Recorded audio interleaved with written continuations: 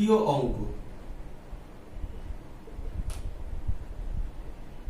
বা vestigial organ. প্রাণী জগৎ পর্যবেক্ষণ করলে দেখা যায় কিছু কিছু জীবে কোনো একটা অঙ্গের নির্দিষ্ট কাজ আছে, কোনো অঙ্গের নির্দিষ্ট কাজ আছে। এই অঙ্গগুলোকে কি বলে? সক্রিয় অঙ্গ। আবার কোনো জীবের সেই অঙ্গের কার্যক্ষমতা লোপ পেয়েছে। হ্যাঁ, কোনো কোনো জীবে সেই কোনো অঙ্গের বা সেই অঙ্গের কথাটা লিখি, কোনো কোনো জীবের ক্ষেত্রে সেই অঙ্গের কাজ নেই, তখন সেই অঙ্গটাকে বলে নিষ্ক্রিয় অঙ্গ। তাহলে কোনো কোনো অঙ্গের কোনো জীবে নির্দিষ্ট কাজ থাকে, আর কোনো কোনো জীবে সেই অঙ্গের কোনো কাজ থাকে না। সেই কাজ না থাকায় সেটা নিষ্ক্রিয় অঙ্গে পরিণত হয়। তাহলে সক্রিয় অঙ্গ নিষ্ক্রিয় অঙ্গে পরিণত হয় কেন? কার্যক্ষমতা লোপ পেয়ে। তাহলে নিষ্ক্রিয় অঙ্গটা কি? যে অঙ্গের কোনো কাজ নেই। কোন জীবের ক্ষেত্রে সেটা সক্রিয় অঙ্গ হিসেবে ছিল, কিন্তু কোন জীবের ক্ষেত্রে কার্যক্ষমতা লোপ পেয়ে সেটা যে অঙ্গে পরিণত হয় তাকে বলে নিষ্ক্রিয় অঙ্গ বা ভেস্টিজিয়াল অর্গান। এই নিষ্ক্রিয় অঙ্গ, এইটা থেকে কি বোঝা যায়? এইটা অভিব্যক্তির সপক্ষে একটা জোরালো প্রমাণ এইটা সরবরাহ করে, একটা জোরালো প্রমাণ। কেন? কারো কাছে কাজ আছে, কারো কাছে কাজ নেই। তার মানে কি? যার কাছে কাজ নেই সেই অঙ্গটা একটা সময় তো অ্যাক্টিভেট ছিল, তখন কাজ ছিল, এখন কোনো কাজ নেই। তার মানে একই রকম জীব থেকে এসছে, সেইটাই প্রমাণ করে। যেমন গিনিপিগের শিকাম, যেখানে ক্ষুদ্রান্ত্র শেষ হয় বৃহদন্ত্র শুরু হয়, সেখানে এই যে এইরকম ভাবে থাকে, এটা শিকাম। গিনিপিগের ক্ষেত্রে শিকাম এটা সক্রিয় অঙ্গ, যেটা মানুষের ক্ষেত্রে অ্যাপেন্ডিক্স নামে নিষ্ক্রিয় অঙ্গে পরিণত হয়েছে। তাহলে এটা সক্রিয় অঙ্গ, কিন্তু এইটাই মানুষের ক্ষেত্রে অ্যাপেন্ডিক্স। গিনিপিগ কাঁচা শাকসবজি এইসব খায়, ঘাস লতা পাতা, এগুলো সেলুলোজ বেশি থাকে, সেগুলো পরিপাকের জন্য প্রয়োজন হয় শিকামের। কিন্তু মানুষ তো এখন রান্না করা খাবার খায়, কাঁচা খাবার খায় না, সেজন্য সেই অঙ্গের আর কার্যক্ষমতা নেই, কার্যক্ষমতা লোপ পেয়ে এটা অ্যাপেন্ডিক্সে পরিণত হয়েছে, নিষ্ক্রিয় অঙ্গে। মানুষের ক্ষেত্রে আরো কিছু উদাহরণ, যেমন কানের পেশি।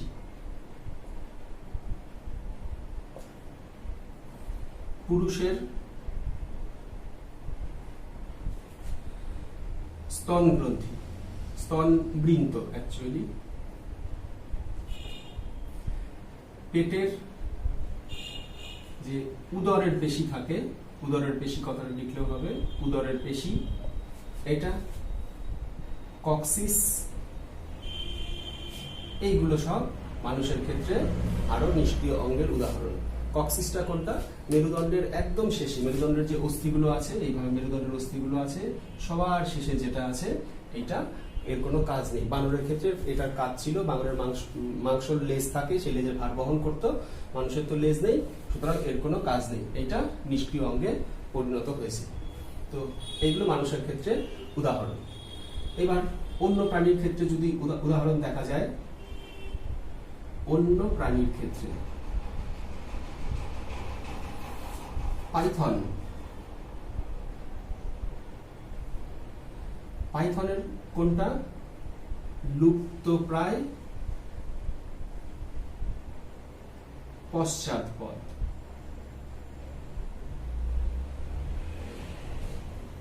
কিউই পাখি, কিউই পাখি এর ডানা। তিমি, হোয়েল, তিমির শ্রোণীচক্র, পেক্টোরাল গার্ডেল, এটা হচ্ছে উরস চক্র, আর পায়ের এইখানটায় যেটা থাকে, পা যেখান থেকে শুরু হয় সেখানে থাকে পেলভিক গার্ডেল বা শ্রোণী চক্র, সেই শ্রোণী চক্র। এইগুলো অন্যান্য প্রাণীর ক্ষেত্রে নিষ্ক্রিয় অঙ্গ হিসেবে থাকে। উদ্ভিদের ক্ষেত্রে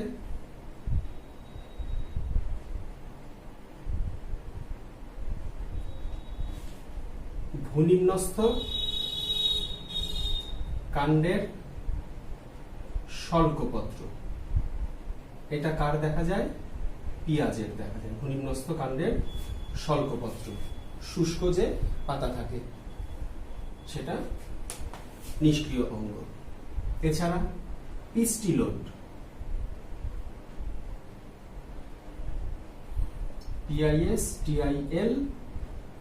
PISTILLODE, পিস্টিলোড। এই পিস্টিল মানে কি? পিস্টিল মানে হচ্ছে গর্ভকেশর। এই পিস্টিলোড কথার অর্থ হচ্ছে এই গর্ভকেশরটা যখন বন্ধা হয়, বন্ধা গর্ভকেশর, তাকে বলে পিস্টিলোড। কালকাসুন্দা, আম, কলাবতী, এদের স্টামিনোড।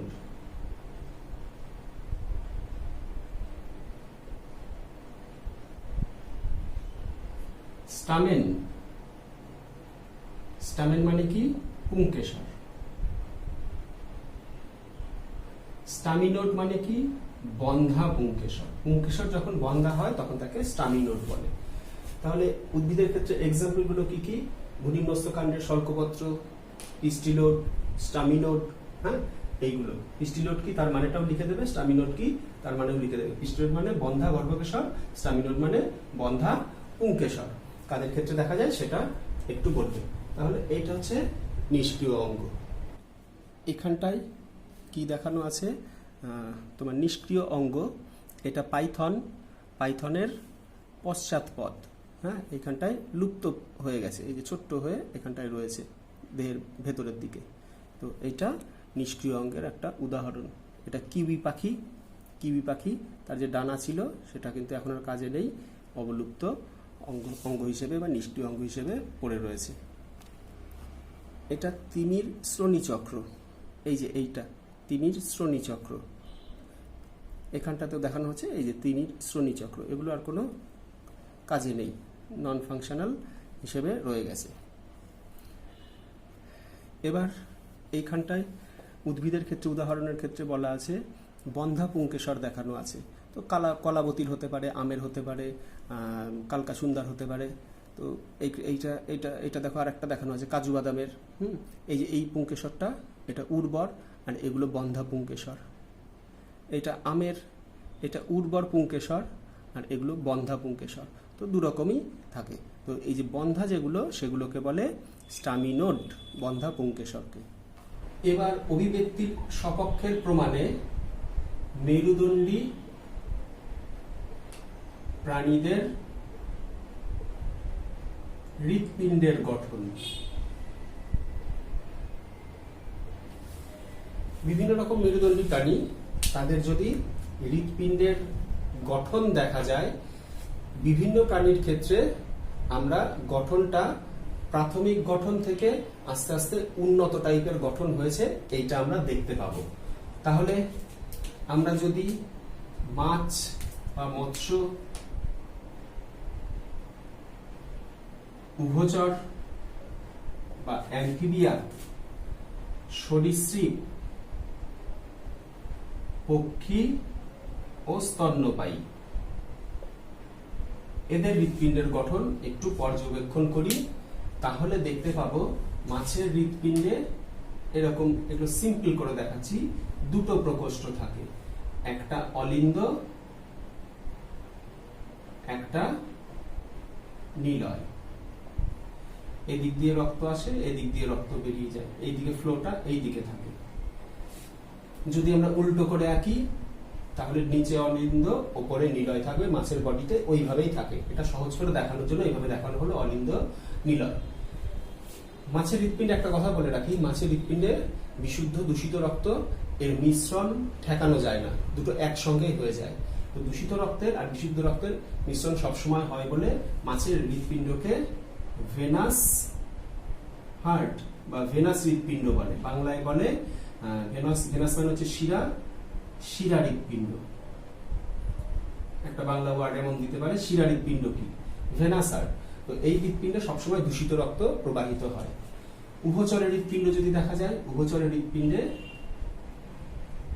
দুটো অলিন্দ একটা নিলয় থাকে। তার মানে অলিন্দটার সেপারেশন হচ্ছে, বিশুদ্ধ দূষিত রক্ত দুই দিক থেকে আসে, কিন্তু এলে পরেও শেষে এসে নিলয় এসে আবার সেটা মিক্সচার হয়ে যায়। তাহলে অন্তত আশাটা ঠেকানো যায়। এইরকম 3 প্রকোষ্ঠ বিশিষ্ট হৃৎপিণ্ড দেখা যায় উভচরদের। সরীসৃপদের হৃৎপিণ্ড কেমন? এইরকম। তার মানে দুটো অলিন্দ আছে, কিন্তু নিলয়টা এটা কিন্তু দুটো কমপ্লিট হয়নি। তার মানে এদের ক্ষেত্রে কি বলতে হবে? অসম্পূর্ণভাবে 4 প্রকোষ্ঠ বিশিষ্ট। এদের অসম্পূর্ণ 4 প্রকোষ্ঠ দেখা যায়। এটা তো 3টে বলা যায় না, 4টেও বলা যায় না।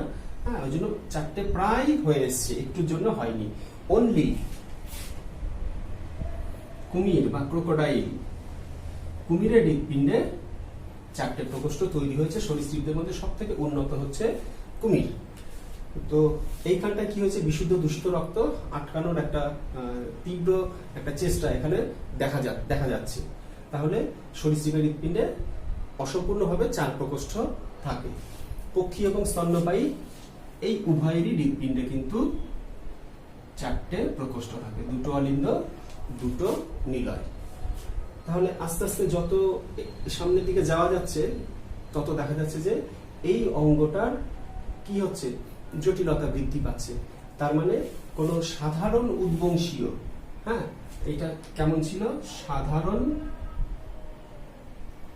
উদ্বংশীয় জীব, এদের থেকে ক্রমান্বয়ে জটিল জীবের সৃষ্টি হয়েছে। কেন? অভিব্যক্তি বা বিবর্তনের ফলে বা বিবর্তনের মাধ্যমে সরল থেকে জটিল অঙ্গের সৃষ্টি হয়েছে। তাহলে এইটা বিবর্তনকে সাপোর্ট করে মেরুদণ্ডী প্রাণীদের হৃৎপিণ্ডের গঠন। হৃৎপিণ্ডের গঠন যখন আমরা দেখি মেরুদণ্ডী প্রাণীদের হৃৎপিণ্ডের গঠন, তখন দেখা যায় যে যত আস্তে আস্তে আমরা উঁচু শ্রেণীর দিকে যাব তত জটিলতা বৃদ্ধি পায়। মাছের হৃৎপিণ্ডে 2টো প্রকোষ্ঠ থাকে, একটা অলিন্দ, একটা নিলয়। ব্যাঙেদের 1, 2, 3। সরীসৃপ 1, 2, 3, 4, কিন্তু কমপ্লিট হয়নি, অসম্পূর্ণ 4 প্রকোষ্ঠ বিশিষ্ট। আর পক্ষী এবং স্তন্যপায়ীদের 1, 2, 3, 4 প্রকোষ্ঠ বিশিষ্ট হৃৎপিণ্ড, অর্থাৎ জটিলতা বৃদ্ধি পাচ্ছে। এবারে তুলনামূলক ভ্রূণতত্ত্ব। বিকাশের তুলনামূলক দশায় বিভিন্ন জীবের ক্ষেত্রে বিকাশের তুলনামূলক দশায় বিভিন্ন মেরুদণ্ডী প্রাণীদের ভ্রূণে বেশ কিছু বৈশিষ্ট্য দেখা যায়। মেরুদণ্ডীদের ভ্রূণে বেশ কিছু বৈশিষ্ট্য দেখা যায়। বৈশিষ্ট্যগুলো কেমন? 1 নাম্বার, বহিস্থ ফুলকা খাঁজ। এটা থাকে কোথায়? গলবিলীয় অঞ্চলে, গ্রীবাদেশে।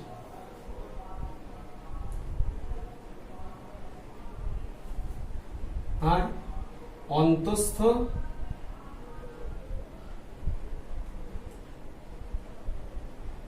ফুলকা থলি, ভেতরে থলির মতো অন্তঃস্থ ফুলকা থলি দেখা যায়, এক সারি, যার মধ্যে ফুলকাগুলো থাকে। আর লেজের মতো গঠন এবং লেজে মায়োটম পেশি, এইগুলো দেখা যায়। এবার স্ট্রাকচার গুলো কেমন? এরকম যদি ভ্রূণটা হয়,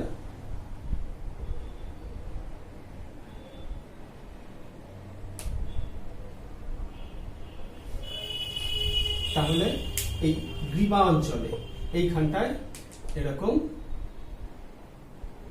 ভাঁজ দেখা যায়, ভেতরে ফুলকা প্রকোষ্ঠ থাকে, এরকম লেজের মতো অংশ দেখা যায়, আর লেজে এরকম মায়োটম পেশি দেখতে পাওয়া যায়। এই চারটে বৈশিষ্ট্য দেখা যায়। এবার মৎস্য, উভচর, সরীসৃপ, পক্ষী, স্তন্যপায়ী সকলেই তো মেরুদণ্ডী। এই মেরুদণ্ডীদের যদি ভ্রূণ পর্যবেক্ষণ করা যায়, দেখা যাবে যে ভ্রূণ অবস্থায় প্রত্যেকেরই সেম জিনিস রয়েছে। বহিস্থ ফুলকা কাজ রয়েছে প্রত্যেকের, অন্তস্থ ফুলকাথলি রয়েছে, লেজের মতো অংশ রয়েছে, মায়োটম পেশি রয়েছে, প্রত্যেকের একই রকমের গঠন দেখা যায়। এখান থেকে কি সিদ্ধান্তে আসা যায় যে সুতরাং একই রকম পূর্বপুরুষ বা উদ্বংশীয় জীব থেকে বিভিন্ন জীব সৃষ্টি, বিবর্তনের ফলে বিভিন্ন রকমের জীব সৃষ্টি হয়েছে। এখানে একটুখানি এক্সট্রা জিনিস একটুখানি জেনে রাখতে হবে, সেটা হচ্ছে যে এই ভ্রূণ সংক্রান্ত বিদ্যা, ভ্রূণ সংক্রান্ত বিদ্যা একে বলে এমব্রায়োলজি। একজন বিজ্ঞানী ভন বেয়ার 1828 উনি এই ভ্রূণ সংক্রান্ত স্টাডি করে বেশ কিছু সিদ্ধান্তে এসেছিলেন। এই সিদ্ধান্ত দ্বারা অনুপ্রাণিত হয়ে আর একজন বিজ্ঞানী আর্নস্ট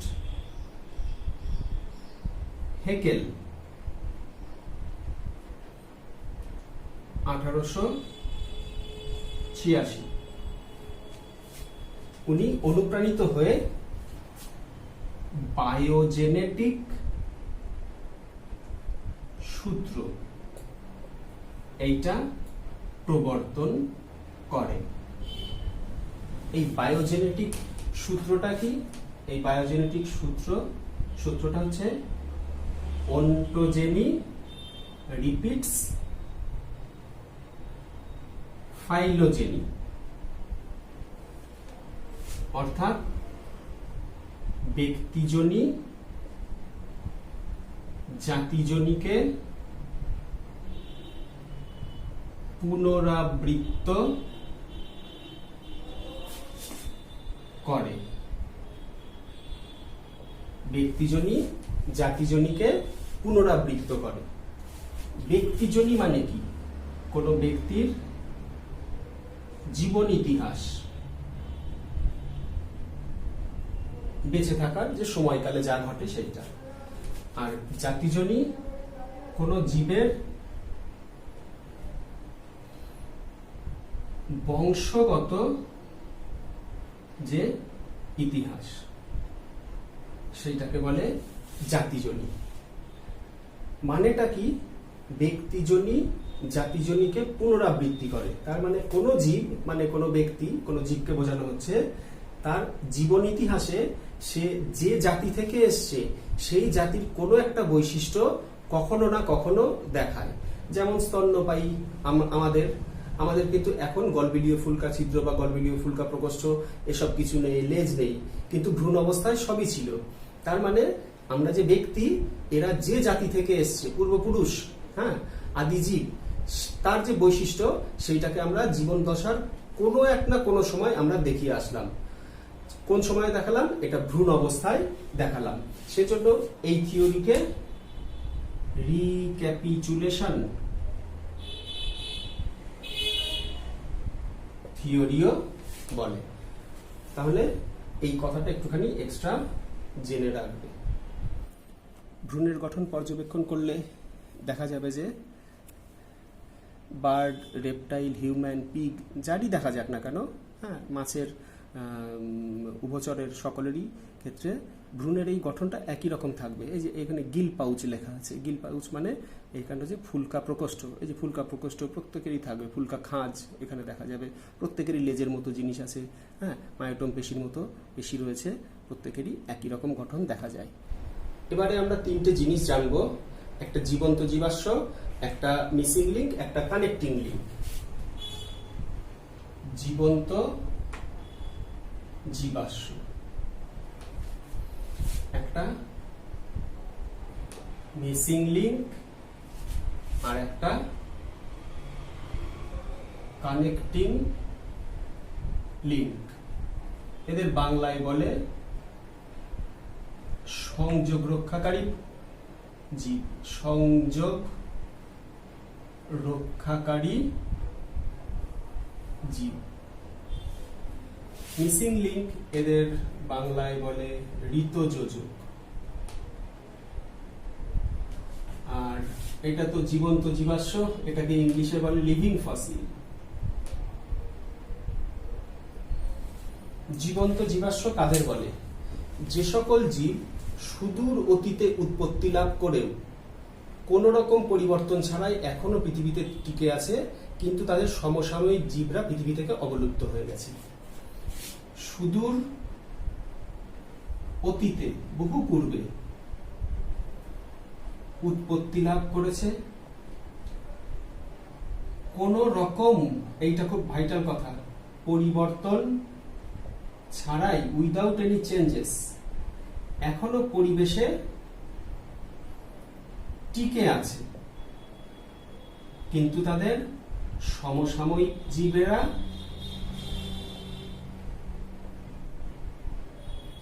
তাদের পৃথিবী থেকে অবলুপ্তি ঘটেছে। তাদের বলা হয় জীবন্ত জীবাশ্ম।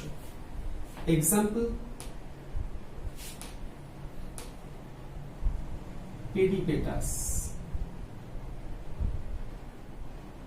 লিমুলাস। লিমুলাস হচ্ছে রাজকাঁকড়া। এগুলো উদ্ভিদের থেকে উদাহরণ: গিঙ্গো বাইলোবা,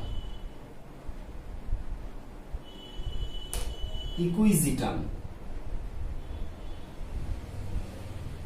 তাহলে দুটো এক্সাম্পল প্রাণী থেকে, দুটো এক্সাম্পল উদ্ভিদ থেকে দেওয়া হলো। এরা প্রচুর আগে পৃথিবীতে এসছে, এদের সমসাময়িক সেই সময় আরো যারা জীব ছিল তাদের কিন্তু পৃথিবীতে আর একটারও অস্তিত্ব নেই, কিন্তু এদের কোন রকম পরিবর্তন ছাড়াই এরা এখনো পৃথিবীতে টিকে আছে। তার মানে কি, এদের অ্যাডাপটিভ ক্যাপাবিলিটি খুব বেশি, যে কোনো পরিবেশে এরা মানিয়ে নিতে পারে, এখনো টিকে আছে। এদের জীবন্ত জীবাশ্ম বলে। মিসিং লিঙ্ক, যেসব সংযোগী জীব, এই যে সংযোগী জীব অধুনা লুপ্ত, তাদের মিসিং লিঙ্ক বা ঋতযোজক বলে। কথাটার মানে বুঝতে হবে, সংযোগী জীব অধুনা লুপ্ত, তার মানে কি, এই যে জীবগুলো এদের কিন্তু এখন আর অস্তিত্ব নেই। হ্যাঁ, অধুনা লুপ্ত, বর্তমানে লুপ্ত হয়ে গেছে, কিন্তু এরা দুটো জীবগোষ্ঠীর মধ্যে সংযোগ রক্ষা করত। এদের মিসিং লিঙ্ক বলে কেন? তার কারণ হচ্ছে যে, আমরা যদি বলি সরীসৃপ থেকে পক্ষী হয়েছে, তো মনের মধ্যে কেমন একটা হবে, সরীসৃপ মানে সাপ, আমরা ধরে নিই সাপ থেকে পাখি, এ কোনোদিন হতে পারে নাকি? হতে পারে না, এরকমটা মনে হয়। তাহলে সেই লিঙ্ক আমাদের কাছে ছিল না বলে এটা বিশ্বাসযোগ্য ছিল না, কিন্তু এদের পাওয়া গেছে, মানে এদের জীবাশ্ম পাওয়া গেছে, ওই জন্য এরা অধুনা লুপ্ত, এখন তো এরা নেই, জীবাশ্ম পাওয়া গেছে। এদের পাওয়ার ফলে আমরা এই যে দুটো গোষ্ঠী যাদের মধ্যে আমরা লিঙ্ক করতে পারছিলাম না, লিঙ্কটা মিসিং ছিল, সেই লিঙ্কটা আমরা এবার করতে পারছি। সুতরাং এদের বলা হয় মিসিং লিঙ্ক, লিঙ্কটা মিসিং ছিল। যেমন আর্কিওপটেরিক্স,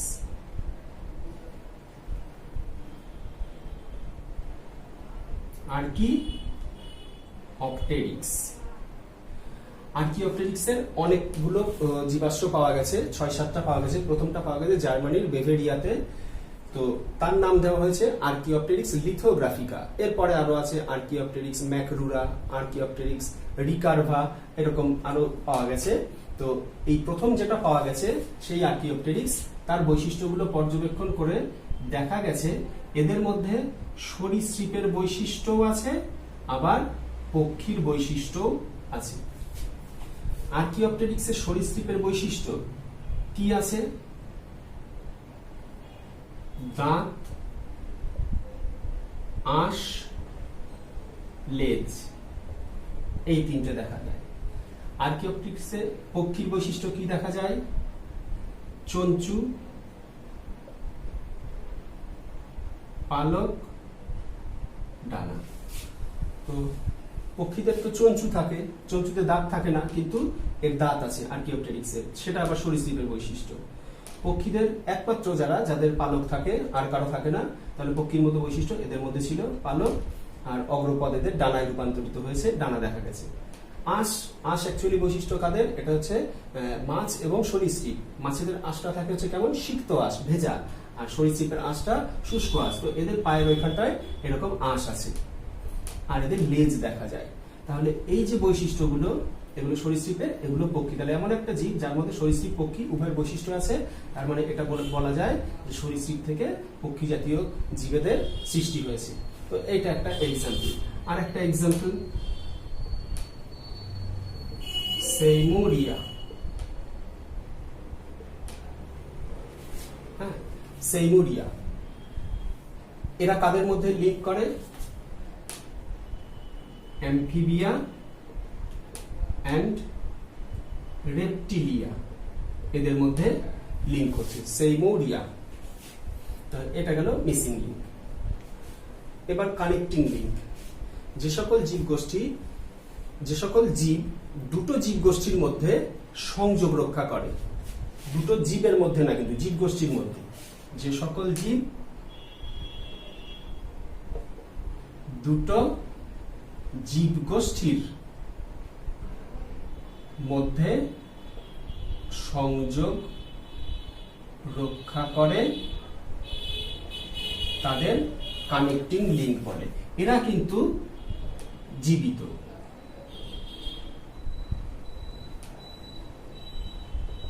কানেক্টিং লিঙ্ক, এরা জীবিত, এরা কিন্তু মৃত নয়। তো কানেক্টিং লিঙ্কের এক্সাম্পল পেরিপেটাস।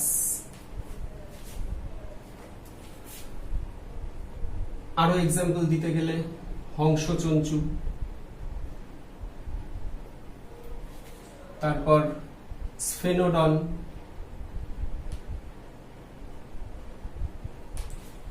উদ্ভিদের থেকে যদি দুই একটা এক্সাম্পল দাও, সাইকাস, নিটাম। এই এক্সাম্পল গুলো দিলে এরা কাদের মধ্যে কানেক্টিং লিঙ্ক হিসেবে কাজ করছে সেইটা একটুখানি দিতে হবে। পেরিপেটাস, এরা কাদের মধ্যে? Between Annelida and Arthropoda. হংসচঞ্চু, এরা বিটুইন রেপটাইলস, ডিম পাড়ে, অ্যান্ড ম্যামালস। আবার এদের স্তন গ্রন্থিও আছে। স্ফেনোডন, এরা অ্যামফিবিয়া এবং রেপটিলিয়া, এদের মধ্যে। সাইকাস, এরা হচ্ছে টেরিডোফাইটা এবং জিমনোস্পার্ম। টেরিডোফাইটা, এদের তো তোমার বীজ গঠিত হয় না, আর জিমনোস্পার্ম, এদের বীজ গঠিত হয়, ফল গঠিত হয় না। আর নিটাম, এরা কাদের মধ্যে? জিমনোস্পার্ম অ্যান্ড অ্যানজিওস্পার্ম, এদের মধ্যে সংযোগ রক্ষা করে। তাহলে এই তিনটে জিনিস একটুখানি খেয়াল রাখবে উইথ এক্সাম্পলস। পেরিপেটাস, এরা কি? এরা হচ্ছে সংযোগ রক্ষাকারী প্রাণী। কাদের মধ্যে? Annelida, arthropoda. অ্যানিলিডাদের মধ্যে দেখে দেখো রিংয়ের মতো অসংখ্য খণ্ডক থাকে, আর আর্থ্রোপোডাদের মতো এরকম সন্ধিল পথ থাকে। হ্যাঁ, তো উভয়ের বৈশিষ্ট্য এদের মধ্যে আছে। এরা সংযোগ রক্ষাকারী প্রাণী, পেরিপেটাস। এটা লিমুলাস। হ্যাঁ, এরা কি জীবন্ত জীবাশ্ম, বহুকাল আগে আবির্ভূত হয়েছে পৃথিবীতে, কিন্তু কোনো রকম পরিবর্তন ছাড়াই এখনো টিকে আছে, সেই জন্য এদের লিভিং ফসিল বা জীবন্ত জীবাশ্ম বলে। রাজকাঁকড়া। এটা স্ফেনোডন। হ্যাঁ, এইটাও একটা এক্সাম্পল জীবন্ত জীবাশ্মের। এটা ইকুইজিটাম, এটা গিঙ্গো বাইলোবা, বড় আকৃতির গাছ হয়, এটাও জীবন্ত জীবাশ্ম, পৃথিবীর বহু আগে এসছে, কোনো রকম পরিবর্তন ছাড়া এখনও পৃথিবীতে টিকে আছে। এটা আর্কিওপটেরিক্স, যার বৈশিষ্ট্য আমরা জেনেছি, এই দেখো টুথ বিগ, তার মানে কি দাঁত আছে, চঞ্চু আছে। হ্যাঁ, এবার এই যে লং টেল উইথ মেনি ভার্টিব্রি, যে ভার্টিব্রি আছে, লং টেল আছে, পালক আছে, এদের পালক দেখা যায়, আবার লেজ থাকে। তো সরীসৃপ পক্ষী উভয়েরই বৈশিষ্ট্য এদের মধ্যে বর্তমান। এখানেও দেখতে পারো চঞ্চু আছে, যেটা পাখির বৈশিষ্ট্য, আবার দাঁত আছে, এটা সরীসৃপের বৈশিষ্ট্য। ডানা আছে, এটা পাখির বৈশিষ্ট্য, আবার এদের লেজ থাকে, লেজটা সরীসৃপের বৈশিষ্ট্য। তো উভয়ের বৈশিষ্ট্য এদের মধ্যে বর্তমান। এটা সেইমোডিয়া। সেইমোডিয়া কি? Missing link. দেখো এটা কিন্তু জীবিত না। হ্যাঁ, মিসিং লিঙ্ক জীবিত না, এটা মৃত হয়, উভচর এবং সরীসৃপের মধ্যে সংযোগ রক্ষা করে। সেইমোডিয়া।